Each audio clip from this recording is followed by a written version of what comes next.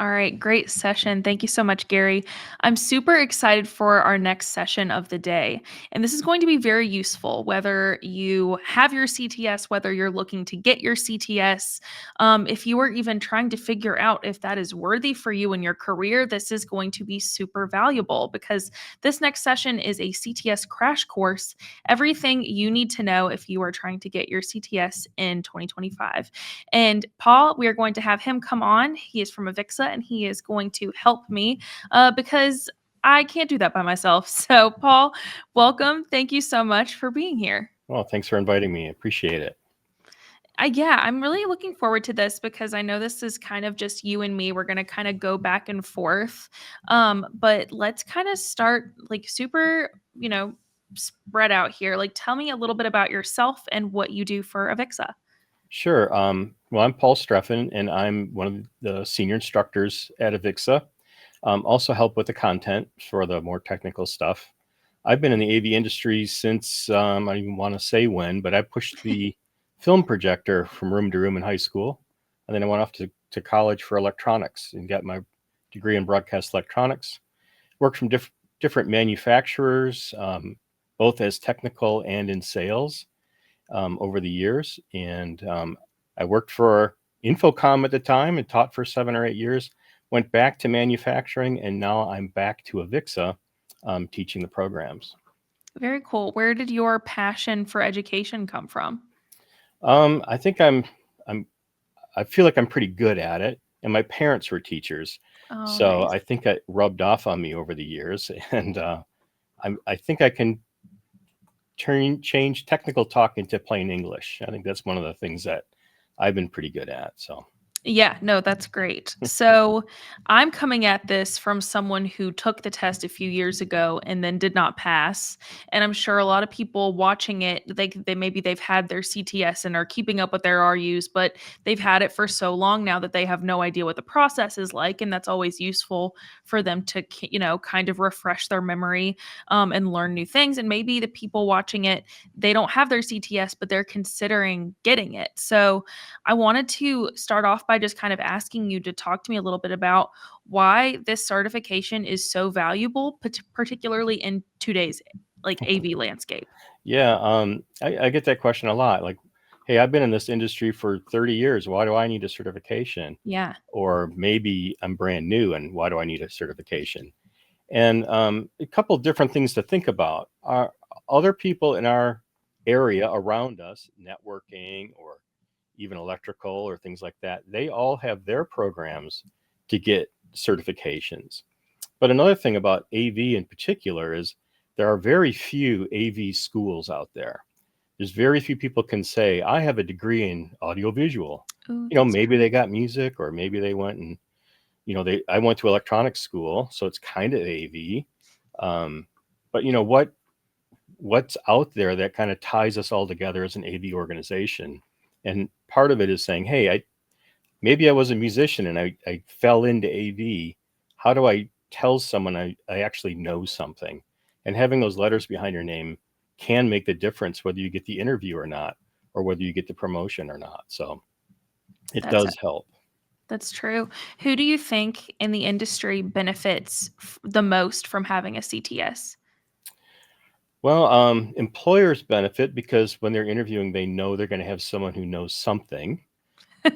It could be that, if you're new to the industry, you need to have something behind you if you don't have a lot of experience. So Mhm. someone who's been around for many years, they can have a resume full of things that they've done. But that really helps employers. But then it helps you because you want to show people that you're growing in your industry and you're taking time out and you're studying and you're learning and you're going to shows and you're meeting people.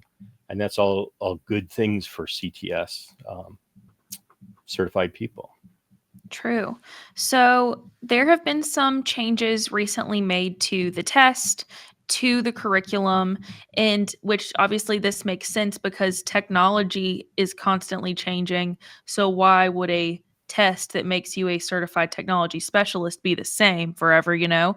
Hmm. But I was wondering if you wanted to walk me through a little bit about why these recent changes were made.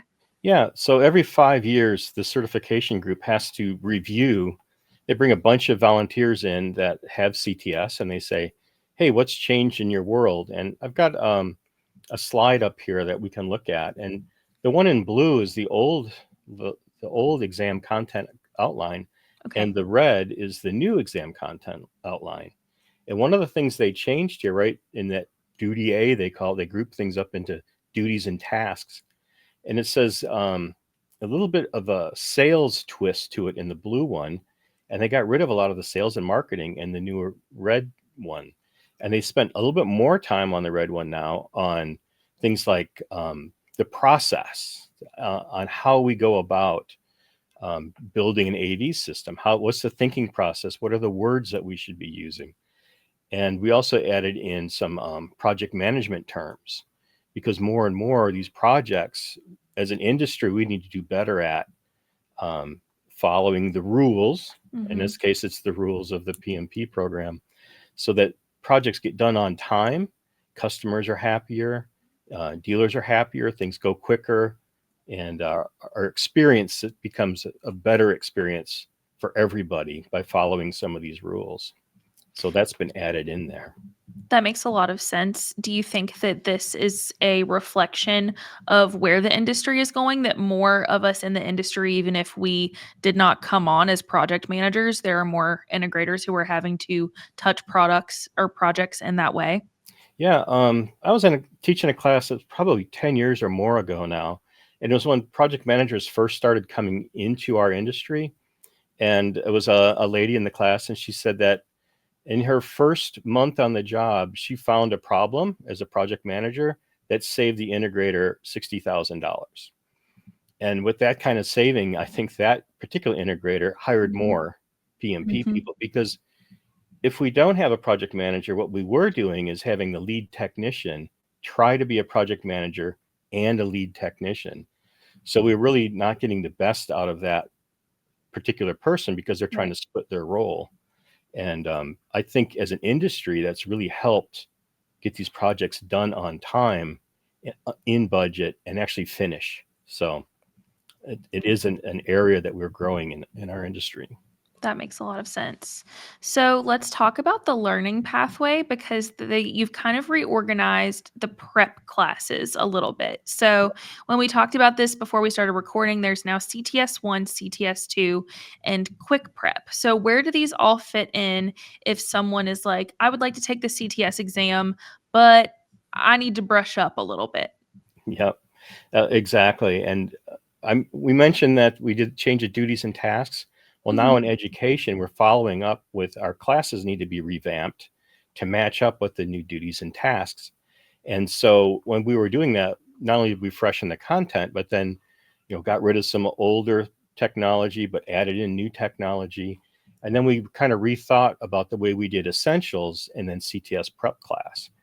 So now essentials is called CTS 1, and that's talking about basic technology and basic physics of how we hear and see things, how we experience things. And then CTS 2 is more about the application of the AV equipment in our industry. So those are two 3-day classes, or they're an online version as well. But we also added in a new one called Quick Prep, because some people, they don't know whether they should take the test right away or whether they should study more, or maybe they're going in a month and they want to make sure they're prepared.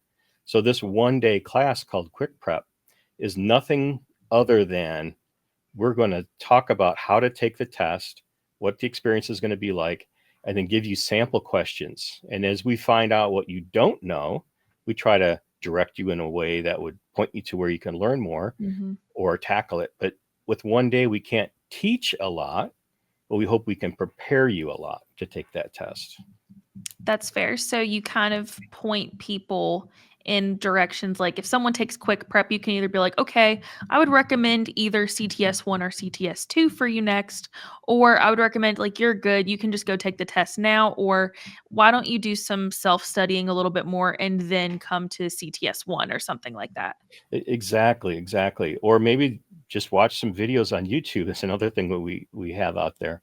Um, but yeah, some people that come into our class I've taught, and they reply at the end. They like, I knew all this stuff, And instead of taking that as a negative, they should say, I know all this stuff. I can go take the test. Yeah. No, Uh, that's actually so fair so, because I took the old like CTS prep like class where you take the test at the end of it, and there were so many of us in there from such a wide spectrum of like experience, whether we felt prepared. So like kind of being in a, I think like separating this into like almost like levels of like preparedness or wherever they are in their CTS journey, I think that makes a lot of sense. yeah. Yeah. It's trying to meet people where they are. So, And also, if someone is very new and suddenly feels very unprepared, I feel like they are going to be less inclined to actually ask a question that they need to ask of the instructor if they feel like they're not at the same place that everyone else is in the class. I know I'm like that. So if I am now in a class of peers and we're all confused and like everyone is like, well, who's going to ask the question? I'm going to be like me. But I get this makes a lot of sense to me. This is really cool that you guys did that. Another thing about asking questions, and it's true, some people are afraid to ask, and maybe four people have the same question, but it's not being asked. At the Yeah. end of every class, we do the live classes. We have a kind of a check-in, and people can fill out a form. And I always say, if you don't want to ask in class, at least write it there, and I'll handle it tomorrow. Those are all anonymous. I never know who actually asked it, Oh, that's and good. and I always try to not bring up who asked it because that's not the point. The point is someone wants an answer. So And chances are this is a question that you're not the only one who wants to know the answer to. You're exactly, just the only one brave enough to ask. exactly. So that makes a lot of sense. So, question, could someone take CTS 1 and then CTS 2? Or would it be more common that they take CTS 1 and then they feel good enough to take the test? You can really jump in wherever you'd like. Okay. I would say if you're brand new to the industry, you might want to take one first because again, it's going to talk about sound waves and some of the physics and lighting and just kind of the general overview of the technology and the human component to that. And again, CTS2, maybe you've got some experience and you understand the basics. You could jump in there, or you could jump right into quick prep and say, I don't want to take time to take a class right now, but let's find out. If I don't know anything, then I'll go take the class. And if I feel good, I'll go take the test. That makes a lot of sense. So, we kind of talked about this already, but the updates to the exam content outline. So, the key changes are kind of in that there's additional focus on project management and life cycle. And you mentioned that there's kind of a taken away focus of like AV marketing. There were some of those questions thrown in there. Why the move away from that? Yeah, so we get these volunteers in to talk about what does a CTS do. And I Mhm. think in that 5 years that have passed, the group that came in maybe didn't think that was valuable. And maybe there's some other things that maybe we should be spending some time on. So by eliminating or reducing those components, they can put more time in some other areas that maybe are more important. Again, project management, maybe, Mhm. or the processes that we go through in the industry. So, Do you wanna talk about math a little bit? Because I know that that's always everyone's, like, most feared part yeah, of the test, but, like, I promise everyone, like, that was, like, the part of the test that gave me the least problems because it's literally, like, if you know how to do math, you're good. exactly. So I always say it in class, the CTS level is like a foundational level because from there you can go up and be CTSI for install or CTSD for Mhm. design. So on that foundational level, the math is not that much. I mean, adding, subtracting, multiplying, dividing, Ohm's law, proportions, aspect ratios. It's not crazy math. And the other thing is the CTS designation should also reflect what you do for your job because those people that came in to talk about what they do, they're talking about their job. Yeah. So hopefully the CTS job is what you're taking. And so then you think about how much math do you do at your desk every day? And it's the basic math. The average AV person does basic math. So a lot of people get worried about math because they haven't done it since high school. Yeah. And then they're freaking out and they spend all their time studying math and they didn't spend time on project management and project life cycle. and things like that. And Right. that's where they end up with trouble. Meanwhile, they spent hours and hours learning about decibels only to get one question. Yep. So Yes, that's I would, very important, and that's very good advice. Like, the project management, I would just say that AV project management, it is not the same as project management in other industries, oh and you yeah, need to use the, like, approved terms for everything. It might not be what you think it's gonna be. So knowing that there is more of that on there, I'm sure that is going to change a lot of people's study habits before they take the test moving forward. yeah, and but again, we're not trying to recreate the PMP test. That's Oh, of tough enough course. on its own, right? But we Yes. do want to move towards some of the basic models that they use. Things like, throw out a term, RACE document, like who's doing what on the project, who's actually doing the work, who's responsible, who's going to sign off on it, who's just wants to know what's going on. So it's again not getting into the near the detail, but we should be thinking about these things when we're doing a project, and it might head off problems in the future. So Makes a lot of sense. yeah, So, Avixa also offers a lot of on-demand content to help people prep yeah. for CTS. So, what does that look like versus like on-premise offerings as well? I know you talked about CTS one, CTS two, and Quick Prep; those are all offered on site. But when should someone maybe opt for the on-demand content? Well, I guess it depends on your learning style. Now, personally, I like to go see a human tell me something. But I do know that some people want to do studying after hours, or they're in a different area of the world, or they can't join in on the live classes, or maybe they just like doing self study. So those are all options to do the online. So, and those are at self paced. You can do a little bit at a time, whereas in person, you're going to have to block out maybe 4 hours, or if you go to a class like at the show, it's going to be 3 days. Hmm. So it's all about your style and your um, how you want to do it. The other thing about it, though, if you take one or the other, and then you swap, you want to do it again, you're going to get pretty much the same material, Okay. but delivered in a different way. I mean, there might be some activities you do in class that you wouldn't do online, and vice versa, but the core items are going to be pretty much the same. Okay. And on site, you guys also offer a study room for people, which is really nice, which is kind of like a room where they can just go and just be, and they're all together and they're all working on the same thing. Yeah, at the show this year, we're going to have the quick prep class, and then on Tuesday, and then Wednesday, Thursday, we're going to use that same room. If you're going to take the CTS, CTSI, CTSD, or the ANP, and you want a place where you can sit and study quietly or ask questions, I'll be in that room, and other instructor Greg will be in that room. We can help you with any topics that you're not familiar with. Very cool. And tell me a little bit about the CTS Prep pathway, which also exists online. It's kind of like your online resource hub, right? Yep, yep. And there's a package on there, and I'm not in the sales group membership, but if you want to talk to your membership person, they can probably tell you more. But we're putting a package together where you can sign up for CTS one, CTS two, AV Math, and the Quick Prep. Is that right? And then there's another. You can actually get your test included in that Nice. bundle, so that you only have one purchase order to get all of those things. So that's available for some people. You don't have to do that, but so the pathway is, and again, depends on the person, but we do have a package that can take you through all of those things if you'd like.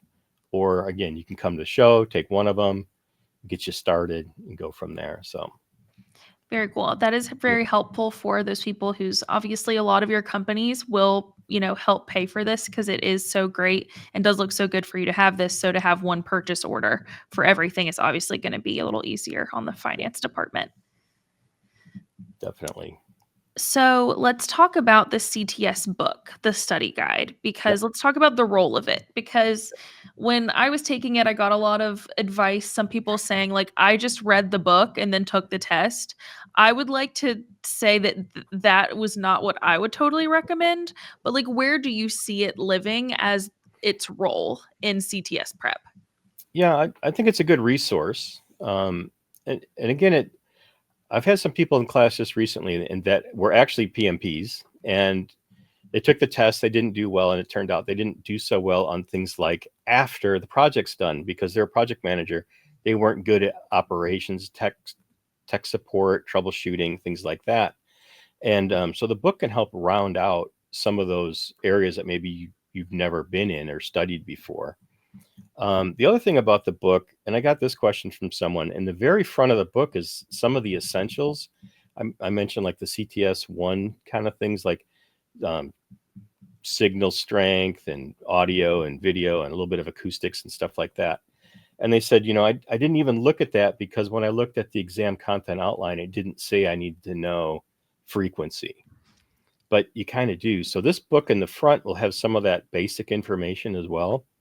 And it has some quizzes in it, but the quizzes, they are helpful, but on the test, when you take the test, the questions are A, B, C, D answers. Yeah. And in the book, they're kind of like multiple choice, or maybe they'll word it in a negative fashion or things like that. So the concepts of the questions, with the material of the question, they're good, but the format is maybe not matching the test exactly.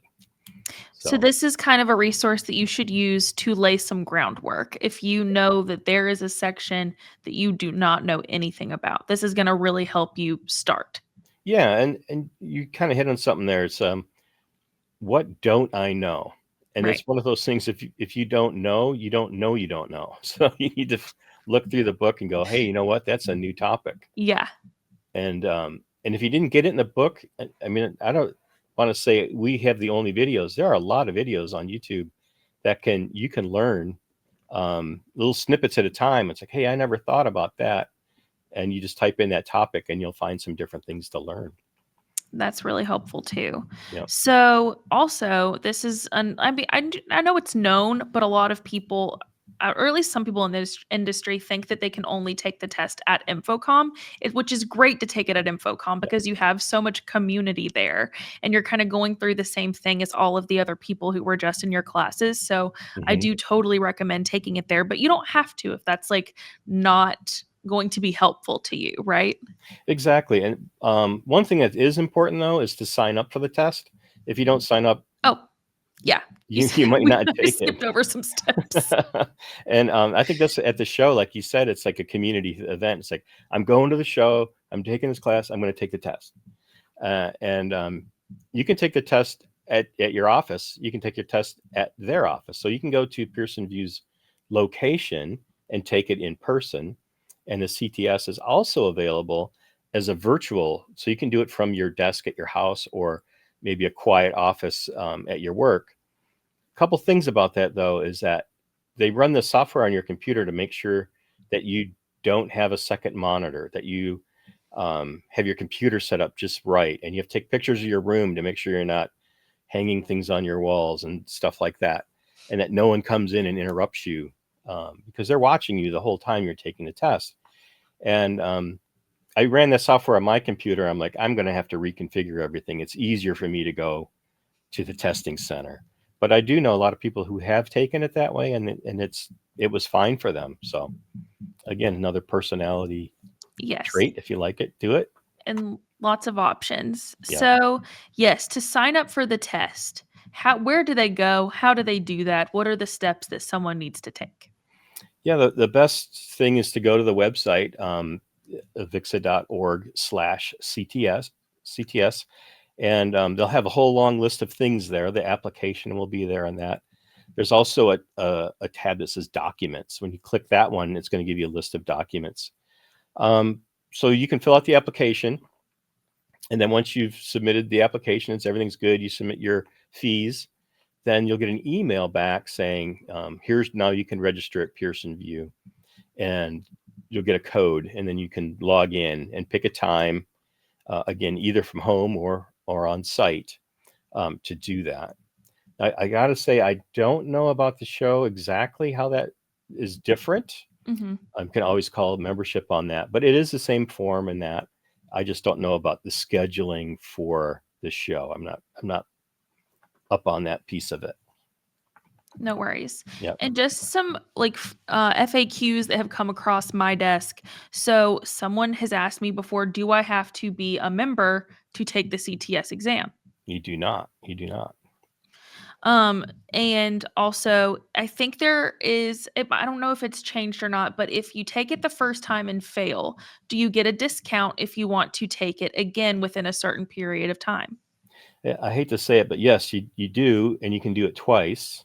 So if you don't pass the second time, you can have the discounted fare for the third time. After that, you have to go back to the original pricing, and you do have to wait, and I think it's 30 days to sit for the test again, and that's going to give you some time to study. And by the way, when you take the test at the end, you'll get the paper right then and there, Yeah, you do. whether you passed or not. And what I recommend to people, if you did not pass, go to your car and start making notes where you think you didn't do so well. They're not going to tell you every question. They're going to give you an idea of those duties and tasks. They're going to say, Mhm. you didn't do well in A. So you write that down, and then write down any question that that stumped you that you can still remember. And then you can make sure to study in those areas when you get home. That's so smart. My memory of failing, I like looked at the paper, walked out. Who do I see but Dave Labuscus himself? And Oh, it no. was so nice because he gave me the biggest, warmest hug and was like, "You're going to take this again. It doesn't matter when, but you're going to do it sometime in this industry. And next time you're going to pass and it's going to be okay. But you did it the first time and you figured out what you need to work more on." So I have to tell this little story about that too. So the previous version of this, my daughter was working for Infocom at the time, and she edited the book. She didn't write it; she edited it after. But she was going to take the test, and she was terrified that she would not pass. And I'm like, "You literally wrote the book. You better pass." And she ended up passing. But Amazing. she's terrified. It is very daunting. If you are not a natural test taker and you know that about yourself, it is quite daunting, but it is possible. Yeah. So, it is good to know. This was really good to chat with you because, like you again, you don't know what you don't know. So if someone decides, I want to take the CTS, a lot of times like half the work is just figuring out where you should start and what you should do and where the resources are and who you should ask. Exactly. So, I'm Exactly. sorry, what were you saying? I was gonna say, and we're here to help too. You guys can always send emails to us or contact your membership person. They'll get us in contact, and we can talk about it. If you're really nervous about something, or you've taken a class before and you're still, one area has just really got you worried, give us a call and we'll see what we can do to walk you through and kind of get you off that ledge and get you on the right track. So, That's really helpful. I know that will be very helpful to a lot of the people watching. Are there any other questions that you hear a lot of or that you get a lot of that you want a chance to address or talk about? um, I guess one other thing is that we are working on other classes as well. Um, Not going to be this year. It'll probably be next year when they roll out, or the end of this year. We're looking at the CTSI prep class and the CTSD prep class. So we're going to be updating some of those. And another thing that we've done is on the website, we've added new questions for CTS prep. It's probably been about 6 months ago, maybe. So there's a new bank of questions, and you can go in and do some quizzes on yourself. And those questions are written more in the style of ABCD answers. So if you wanted to do that, and there's a bank of a couple hundred questions. So if you take it, you might get some new questions, maybe some Mhm. old questions, but hopefully it'll give you something to study from. Awesome. Well, Paul, thank you so much for your time. I really appreciate it. I know this made a lot of people watching feel a lot better if they're considering starting their CTS journey. For everyone who is curious, we will link down below the schedule of duties and tasks and how those have changed so you guys can have that as a resource. We will also link Avixa's page to all of their CTS materials, and that will have all the information of where to go, what you need to do, how to sign up for classes, how to contact membership if that's what you want to do as well. So, Paul, again, thank you so much. We really appreciate your time. Thanks for being part of Launch Week. Thank you so much. Appreciate it.